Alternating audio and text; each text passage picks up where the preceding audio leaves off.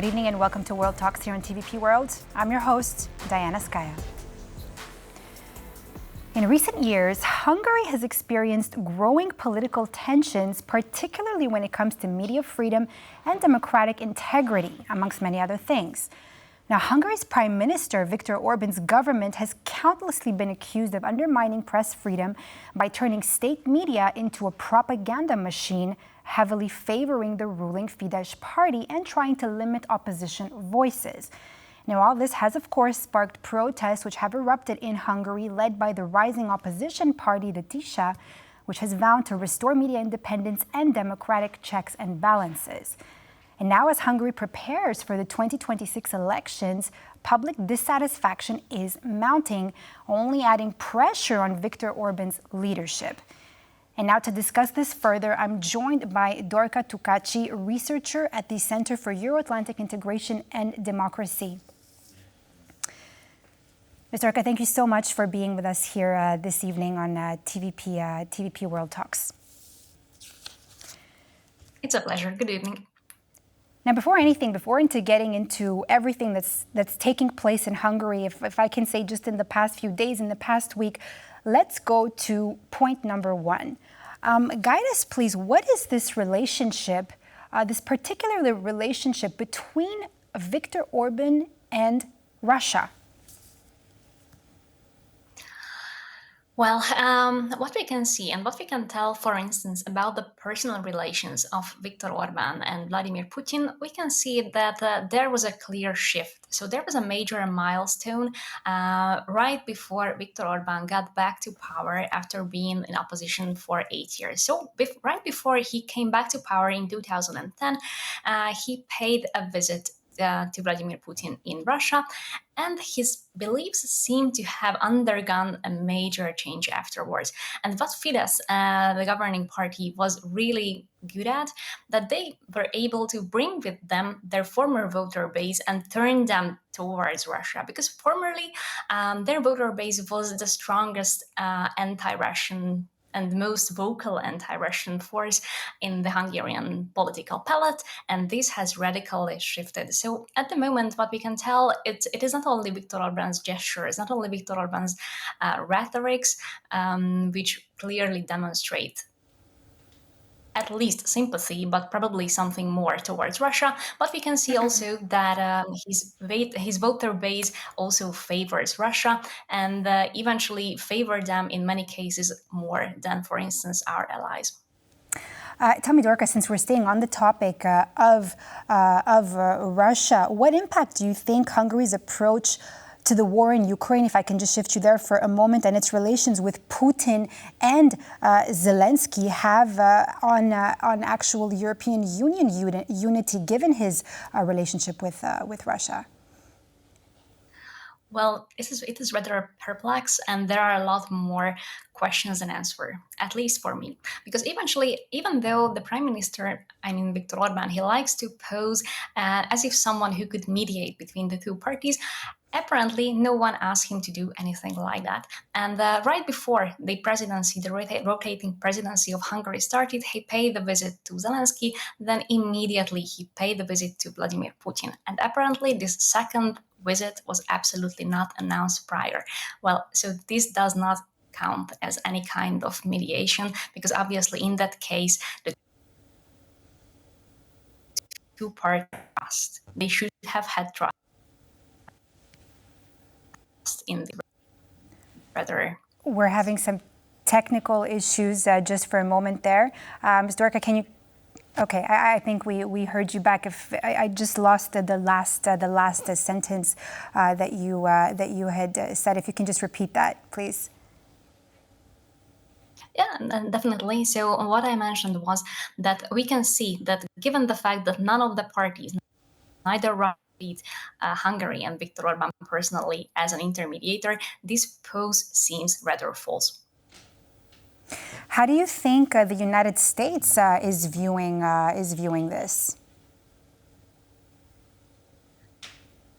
Frankly speaking, I don't know. I would say that that probably the opinions of the two parties diverge, but probably not to that extent that Viktor Orbán thinks and what the Fidesz party thinks.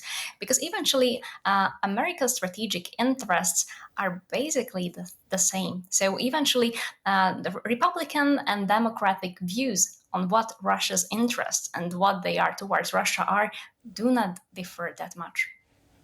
All right, Ms. Dorka, so now Viktor Orbán is scheduled to address MEPs at the European Parliament on the 9th of October, coming up actually just on Wednesday. Now, of course, this meeting was scheduled to take place in September. The date has been pushed, and this is going to be, to our understanding, to discuss his country's presidency. What can you tell us about this? What can we expect from his address? I believe that he's going to summarize what the presidency's major achievements were, even though, frankly speaking, it would be very difficult for me to list any of those. So I think that this is going to be something rather formal. But what raises the stakes is, for instance, the fact that he never before had, under any institutionalized circumstances, any discussion with the head of the rising opposition party TISZA and his leader Péter Magyar. So what is making the stakes being higher is clearly the fact that this is the moment when the two leaders will have the chance to talk to each other, even though this is going to be something very formal, very restricted. So, for instance, after Viktor Orbán gives his speech, MEPs are going to have the chance to ask him. Therefore, Péter Magyar, as he is currently one of them, he's going to have the chance to address Viktor Orbán. To what he's going to answer something else, but to that response, Péter Magyar is already not going to have any other chance to respond. Therefore, it cannot really be considered as a debate or anything like that. Yet, given the fact that it's so unique, eventually this makes it more important, probably. And now you've just brought it up about the opposition, about Magyar. Now, what can you tell us is the situation of the opposition in Hungary? What challenges does the opposition, the TISZA party, face? The situation is rather peculiar because apparently TISZA, which has basically arose from nothing right before the European parliamentary and municipal elections on the 9th of June. So basically this is a newcomer party which has managed to assure for itself 7 seats in the European Parliament. But it is absolutely out of the Hungarian National Assembly. So it means that currently the strongest party, which is basically even pretty close to Fidesz as far as the popular support for them according to the latest polls goes.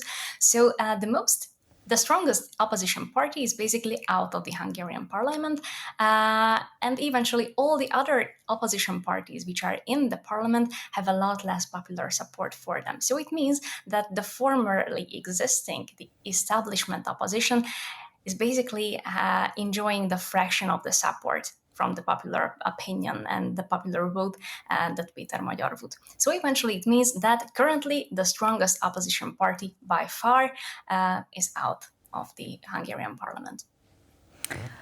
Quite a challenge there. Now, like I'm seeing images here of what we're seeing, also protests. So we have these massive protests that erupted in Hungary, people really speaking out about criticizing, about the right to